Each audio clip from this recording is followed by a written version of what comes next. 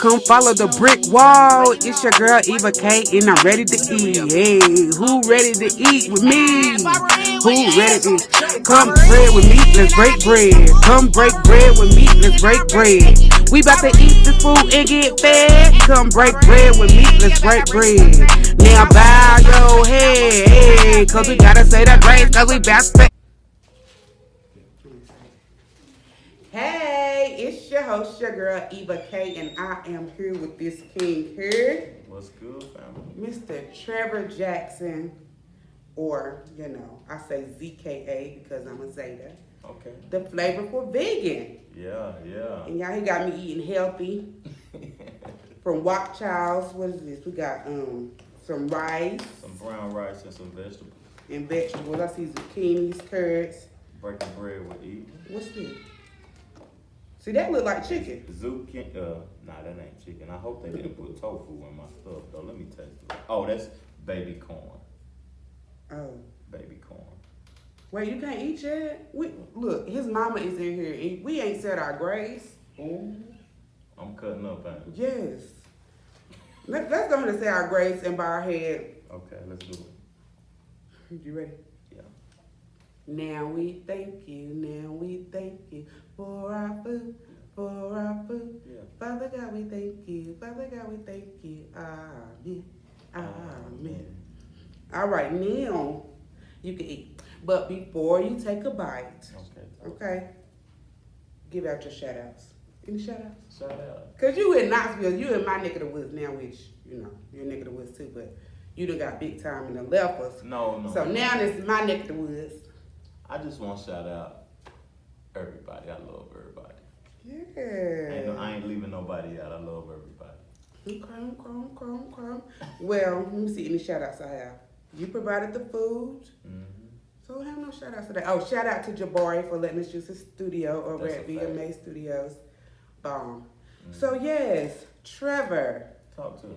How are you doing today? Man, I'm ecstatic to be back in town, to see my family, to be with my mom. You said she was in the studio. Yes, Mama Jackson. Welcome. Yeah. She looking at me like I ain't getting on that camera. Don't even ask. Yeah, that's what's up. Oh, we drinking that good water too, that Oh yeah, I ain't never had this. Look at the bottle. eternal alkaline. We gotta keep it clean now. Mm-hmm. We gotta keep it clean, family. I got a 40 waiting on me after you leave. What kind of 40? Talk to me. I don't believe you drink 40. I don't. I was just joking. So listen, congratulations. Your newlywed just got married That's a fact. in Hawaii. That's a fact. Let's talk about that a little bit. Let's talk about you just being a king, marrying your queen. How does it feel to be newly married? It feels great, man. Like, I never thought that I was gonna get married. Okay. I never expected to get married, but sometimes, like, you gotta live life not stressing about things and just wait on God's timing. That's what I feel like. Mm. Like, it's a timing for everything, and everything gonna happen on God's timing. So I ain't forced nothing. So it's a blessing just to have her in my life. I'm very appreciative of my wife. I love that. They always say you want to make God laugh, tell him your plans. Yeah. That statement sounds good. Yeah, you want to make God laugh, tell him your plans, because he going to show you. Yeah, because I be hearing people say make things. As I get older, I be hearing people say, I got to make this happen. I'm going to do this, I'm going to do that. Man, the only thing you can do is just keep trying to do you. Exactly. Keep trying to be good at doing you, and everything going to work out on God's timing. Trevor, that's crunchy. I don't know what that is. Let me tell you. Watercress? That's what it is. Watercress. Okay, look, I know something. Mm-hmm.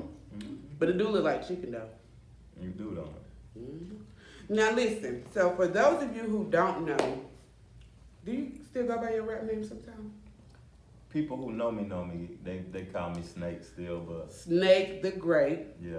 Now, Mr. Matt actually won the little trivia question. I asked what your rap name was. So tell me about growing up in Knoxville. Where did you grow up at? Did you live for your whole childhood and everything? Yeah, I lived here till I was 35. Oh, okay. Yeah. Talk to me. Yeah, and I grew up in College Hills. I rode through there today. Like that's the first thing I did. I can't help it for some reason. I gotta go to the projects. I gotta go where I lived at the longest. It don't look nothing like it used to. Nah, it ain't nothing like it used to. I don't even know nobody out there no more. That's what's crazy. But I grew up at College Hills, and it inspired me to make the music that I made. It raised me to be the man that I am outside of my mom or whatever, and my family, the atmosphere raised me out there. So, College Hills, man. See, I remember when you did a video, because you used to rap back in the day. My brother had been on a couple of your tracks, and you did a video out there, and I just watched it recently, and my classmate Kendra was in there, R.I.P. Big Killer, and it just brought back so many memories of how it used to go down, because my brother lived out there, so I was always out see hills with them as well. So, I mean, I don't know, just, when did you know that you could rap, or that you had that musical gift? When I was in class, right, people who know me know that I was in class, I used to be bored in the classes where I knew everything yet. Like, and I don't even like to say the word I know no more as I get older too though, but in class, if I knew everything and the teacher was just up there talking about stuff, I would just start writing raps in the classroom. I wouldn't even be listening to them, I'd just be writing raps, and I knew I could rap instantly, but I was inspired by, like, I'm kind of older, so I was inspired by the Vanilla Ices, the Will Smiths, the Ice Cubes. Okay. Back in those days, so I was just writing fun stuff. But then as life changed or whatever, and the street life happened, I couldn't talk about nothing but my atmosphere and the things that I seen, so I started writing what I seen every day. So let me ask you this, because seeing where you are now, which I want to talk about, like the evolution of Trevor, you know what I mean? Going from the street life to where you are now, did you ever see yourself being here, like the man you are today? No, I didn't see that.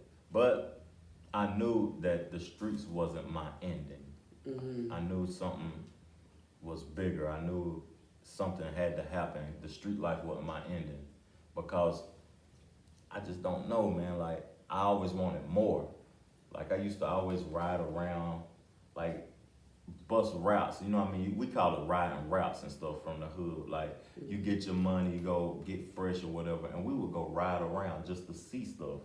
Like, ride through Cherokee Boulevard, ride through Turkey Creek, and be like, oh, see the big stuff. One day, this I'm gonna be down here. One day, this gonna be my crib. I'm gonna be able to afford something like this. And we just used to ride and look at that stuff, and I ran out of routes. I was like, ain't nowhere else to go. Wow. So I gotta go somewhere else, you know what I'm saying? My vision gotta get bigger. That's basically what I said. And I'm feeling like that in Charlotte now too though. How long you been in Charlotte? But it's going on 6 years. Okay. So what do street life mean to you? Like when you say street life, or when you think about street life, what does that term mean to you? To me, street life mean like a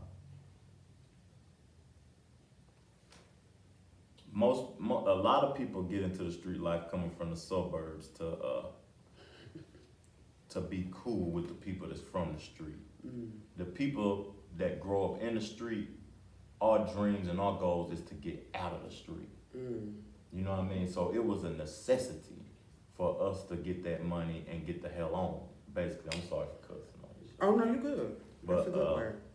I just wanted to get my money and get on. I didn't want to be there. Like, I was tired of seeing people get shot. The police at the entrance. I can't even leave because they're gonna pull me over. I can't even come back home. I gotta park somewhere else and walk in. Ain't no AC, ain't no back doors at College Hills or nothing. But one way in, one way out. One way in, one way out, and ain't no back doors, like, so, in the apartment. So, the street life mean to me, it has to be a necessity for you to be in it. Because you want more out of life and you want to get out of the street life. Got you. I got you. So was you into sports, or was it just your music?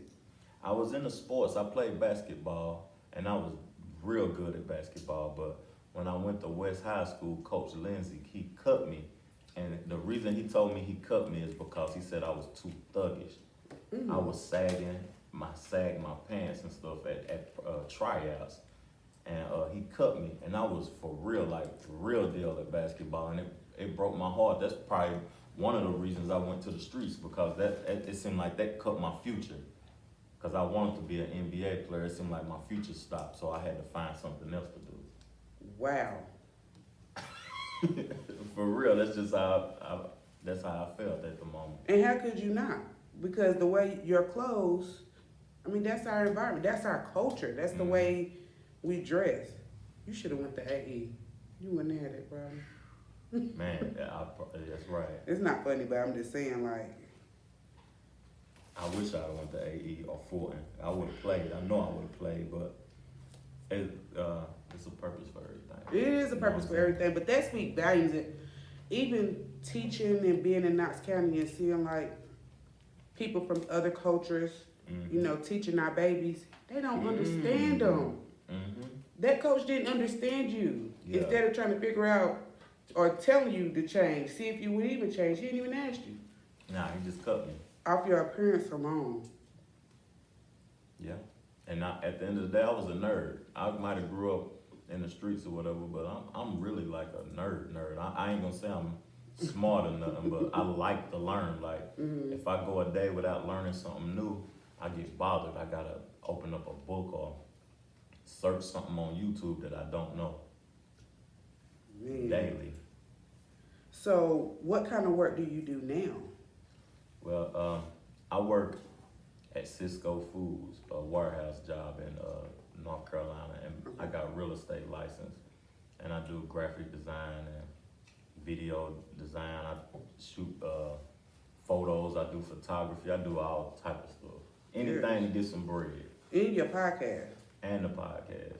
But you busy with that. You got 2 different podcasts in your YouTube show, right? Yeah. Okay, so let's talk about, man, I'm still stuck on the appearance. Like, that really got me, because I've been talking about this for the past 2 months. These people come into our communities and they do not understand us or our babies. We have to take back that control. Yeah. Goodness gracious. Because then after a while, their kids dress like us. But you know, at that time, that's when Rule had shut down. That's when Burden shut down, and they split the kids up to go to Fulton and West. Okay, that's before my time, you know. Yeah. I've updated myself from old school. Yeah, but it is what it is, though. Got you. Well, let's talk about your podcast. You got the Jackson Boy podcast, which you done had Emmanuel on the show. I love Emmanuel. That young king right there, he's going places. And he speaks so highly of you and your family. Amazing, everything. Troy, and then what's the cutie name? Jack Boy. Jack Boy. So you got that, the Jackson Boy podcast, and then the Trevor Jackson podcast. So what are your podcasts based around, like? Me and Troy podcast, the 2 brothers, is based around education and learning, like stuff that we see, and we try to give the advice to the culture, to the people that support us, to the people that we know. Like, we talked about contractual agreements and contracts on our podcast, and I ain't saying that we don't think people know about contracts, because it ain't like we teach them, but we want people to join in on the discussion and see if we can, you know what I mean, teach each other, like, because people be talking about contracts and don't even know what they be talking about. And as of recently, like, you remember the Ezel on Friday, AJ Johnson died. It just passed. And like he only had $700 when he died. And he's a movie star. AJ Johnson? And his wife was asking people for money to bury him and stuff. Okay, yeah, I seen that, but I didn't realize because he only had $700 to his name. Yeah, he's been in multiple movies, a comedian, like a superstar comedian. We'll go pay to see his show if he was coming to town today. And he only had $700 to his name. So somebody said that, where Ice Cube at? Why he ain't getting residuals from Friday? But a lot of people don't know what go into them contracts. And that's what we was discussing on the podcast, like contracts and educating the culture. You know what I mean? That's basically what we try to do. You know, my first time I heard about like grimy stuff, other than watching a TLC movie about like contracts, but the movie Lion King. Kyla Pratt played the little one, and then the little boy that played Simba. Yeah.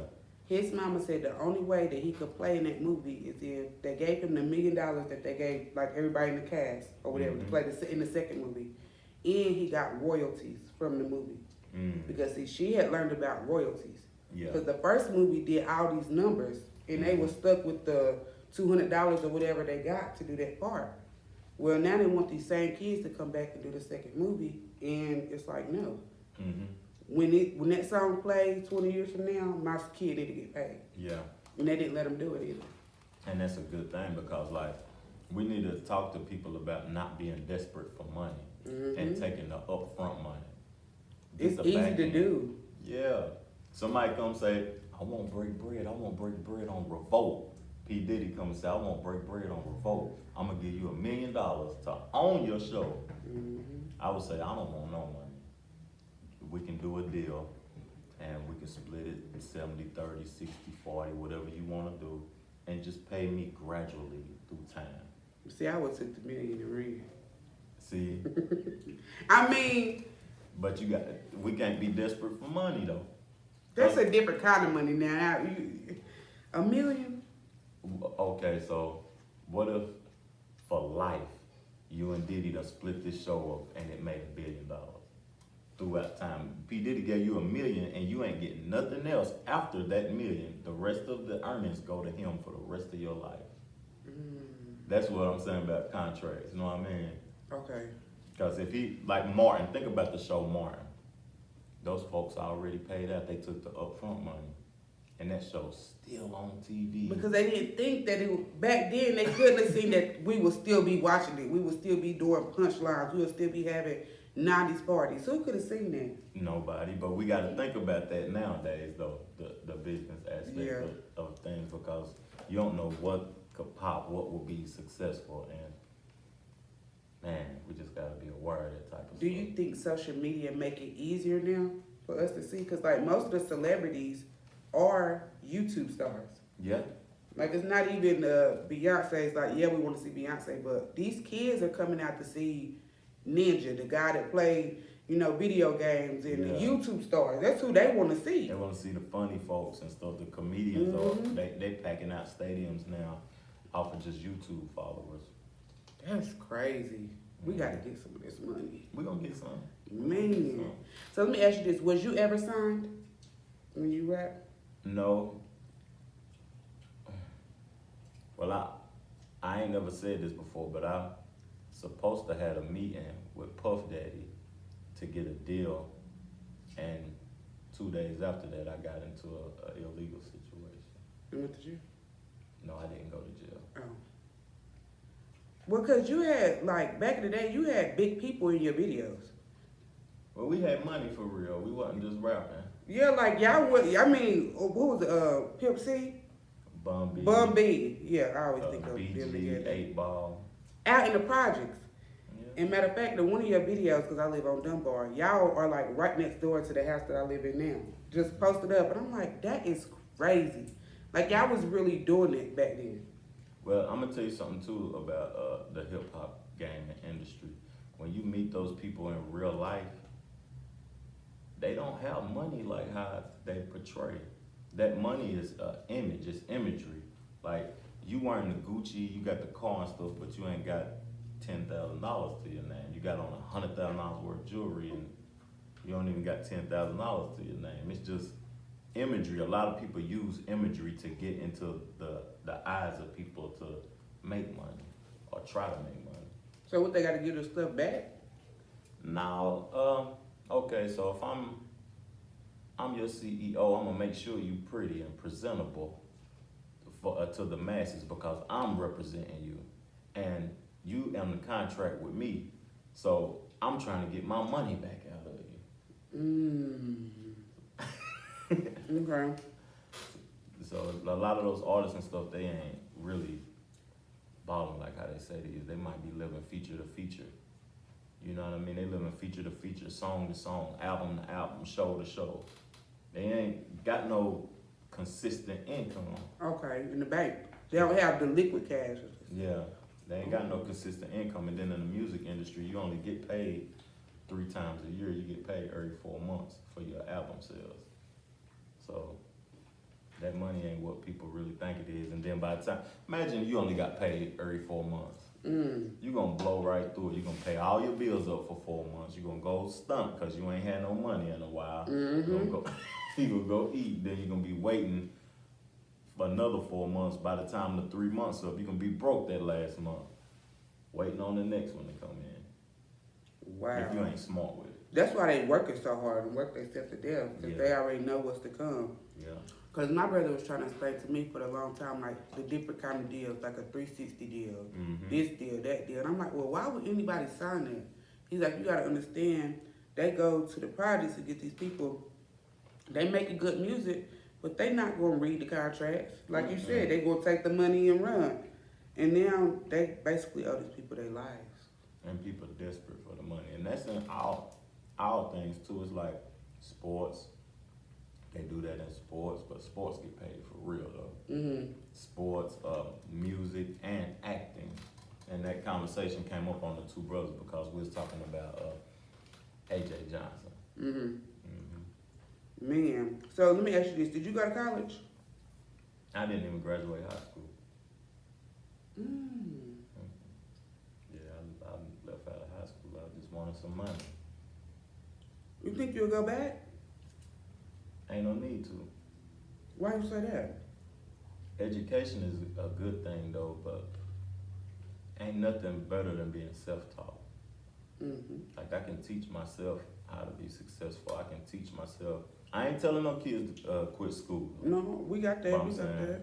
make sure that you teach yourself on a daily basis outside of school. You know what I mean? Because you can teach yourself better than the stuff that you being taught at school. You might not need it as much as you need the stuff that you need to teach yourself. Right. And you done live life. About mental health and, you know what I'm saying? Eating healthy and, you know what I'm saying? Meditating. Do they teach meditation in school? Nope. They teach people how important sleep is, credit, life insurance. What got you into being a vegan? Like, how did the Flavorful vegan start? Like, this is good, y'all. I ain't gonna lie, but I just need a big piece of chicken or like a steak. Like, I'm trying to get my head around like how somebody is just eating vegetables. Like, how did this come about? Your healthy lifestyle and all this.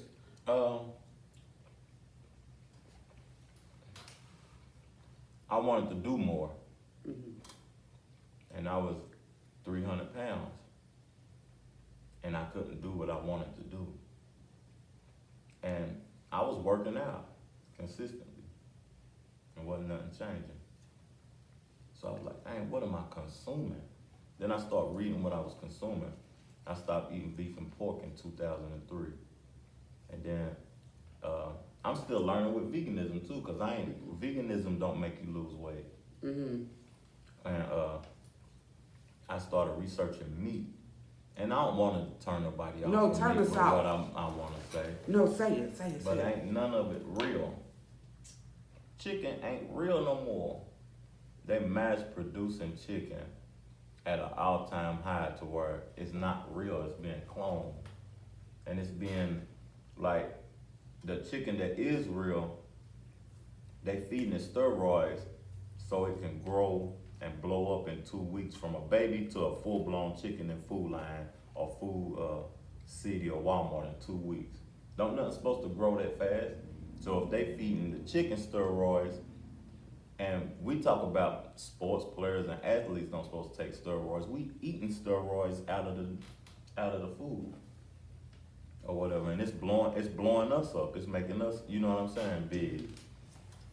And I don't want to consume that. I just don't want to consume that.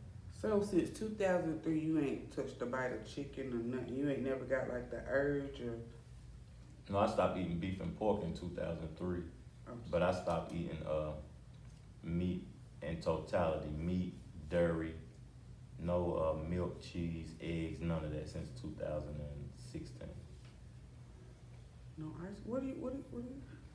Nah, they got all of that. I'm trying to wrap my brain around this. You gotta give me a second. They got almond milk ice cream.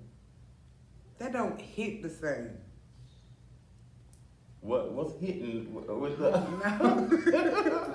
What's hitting? Trevor, that almond milk ice cream can't hit the same. Like a good cow milk. You right. It ain't hitting the same, but you digesting it faster though. I'm gonna try it just for you. Please get you some avocado ice cream from home. Now you tripping. We said almond milk. We ain't said nothing about no avocado. No, but it got ice almond milk in it though. They got avocado and chocolate chip ice cream at Whole Foods. It's busting so bad. I'm talking about it's busting. Yeah. If y'all watching that, On the end. make sure y'all go get y'all some of that. And Avocado. subscribe to Eva channel, man. Listen, Support Trevor. Eva now. Listen, Trevor, this is the last thing I'm gonna say about vegans. That I don't understand. No, I got two things. Talk to me, man. So I still see some vegans that smoke cigarettes. I don't understand I that. smoke cigars from time to time. So, okay. Yeah, I don't understand that. And then avocados, I watched the documentary. Talk to me. You know, when they harvest them in Mexico, they, you know, people that live around the avocado plant are like dying of thirst and hunger and all this stuff. And the avocados is getting all the water and all the nutrition. Out of the dead people? No. You know, like the Americans put the water there, but they're not like giving it to the poor people who's harvesting the avocados. America is a production country, and it's a capitalist country. And in this country, money is more valuable than a human being's life. That's true. And I don't agree to that, but we are. You eat the avocados. That's all I'm saying. I just give me the chicken or the lamb. Okay. Now. Oh. I'm just messing with you. I'm just messing with you. But that's a true story about the avocados. It's a documentary on Netflix. But, you know, all of it's, you know. Have you seen What the Health on Netflix? I seen it while I was eating Wendy's. Ain't that something? Still eating it. I'll blame you, though. No, but I do want to do better. So, like, I've been talking to Sierra, you know, and then talking to you. I do want to do better. It's just a mind thing. And how you said, like, meditation and getting your health right and your mind right. If your mind is not right, you're not going to do it. You know, you got to want to do it first. You can't just do it because somebody tell you to do it. Yeah, you got to want to do it. Yeah, I'm trying to get there mentally. I just don't know how to get there. Because it's easier to just grab fast food. And I know that's bad, but whatever. And I cook, too, though. I'm a cook, a mean cook. What's your favorite I could have way cooked to this. cook? This is good, but I could have cooked this 10 times better. They just, I went to this place, man. They just boiled us some vegetables and some rice and put it together, didn't they? They dirty. I could have, you know, I almost say niggerized it. Put that season on it. Yeah, that flavor, and it would have been 10 times better. I'm gonna cook some vegan food and bring it to you next time. You're like, okay, I see. Well, I see, like on your show, you made the macaroni and cheese, which I can't eat mac and cheese. I don't like it. And then you made the tacos.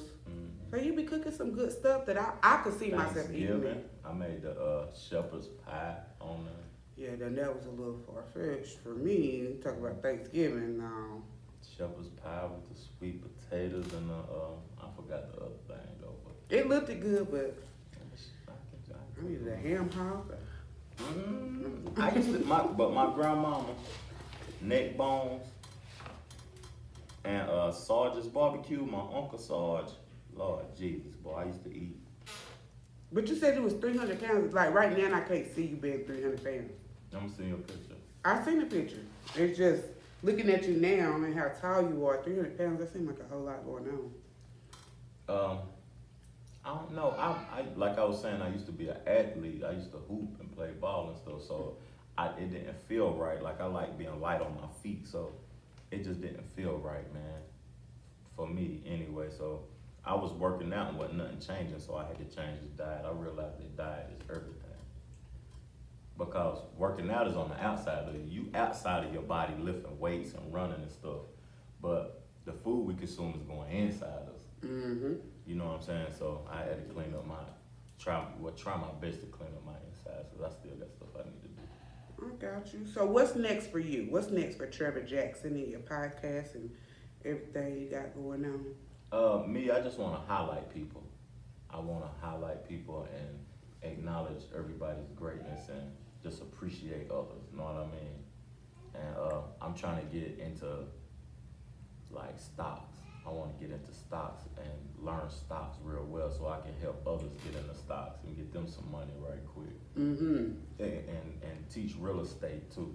I want to teach real estate on my channel and like a class from me to where you can go get your real estate license. Like a master class. Yeah, and you ain't got to pay for it. You know what I'm saying? Like I want to teach it to where, you know, you go to these other places, they'll charge you $500 for you to get your license. I want you to be able to look at my YouTube channel and go to that class after you look at my channel and pay for it. And you're like, oh, Trevor already done taught me everything.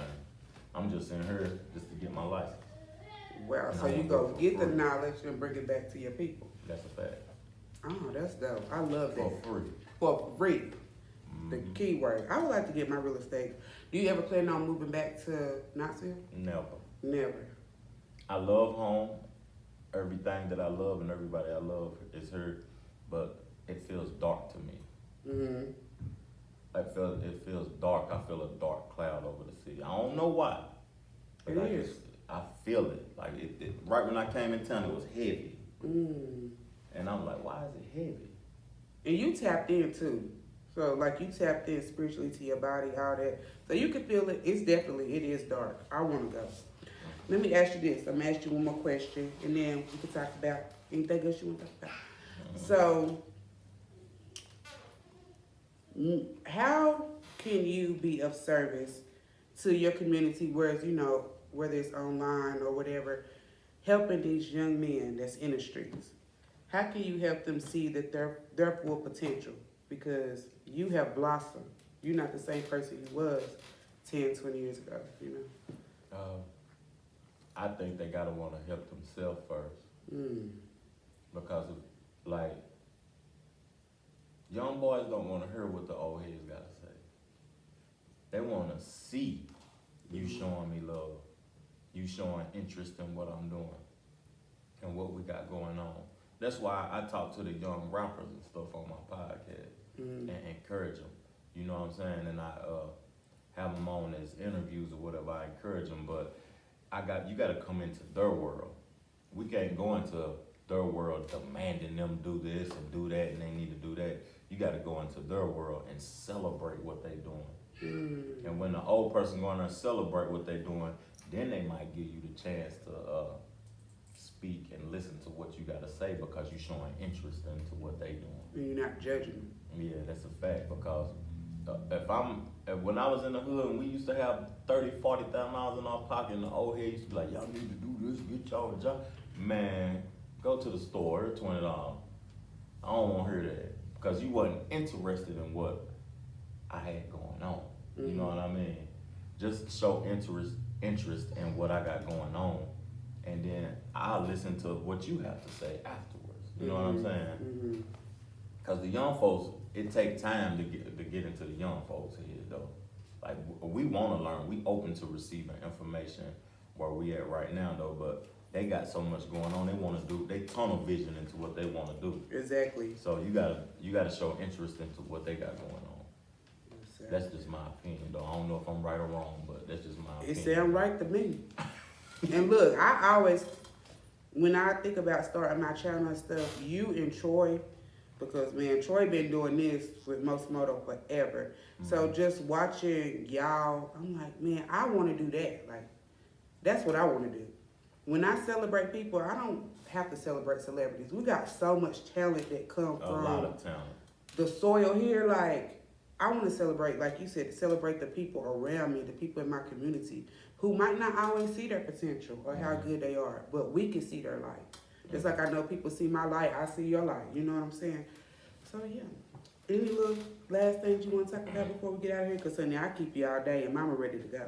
Oh, okay. Now, vegan food. Would you ever try a vegan dish again? Definitely. Okay. Yeah. Yeah, but I want to cook by some black people. That's a fact. Them on Kingston Pike, they ain't add no seasoning to it though. Because I know y'all vegans, but y'all still got the Yo, I still use everything. I used to slap your mama, the tiger seasoning, because it ain't nothing but peppers and salt.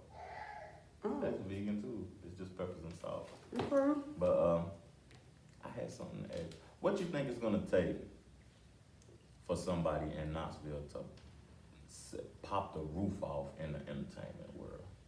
What you think? What you think it's gonna take? I feel like it done almost happened so many times, but they get in their own way. Because like you said, they don't know contracts or they dealing with people that's into illegal stuff.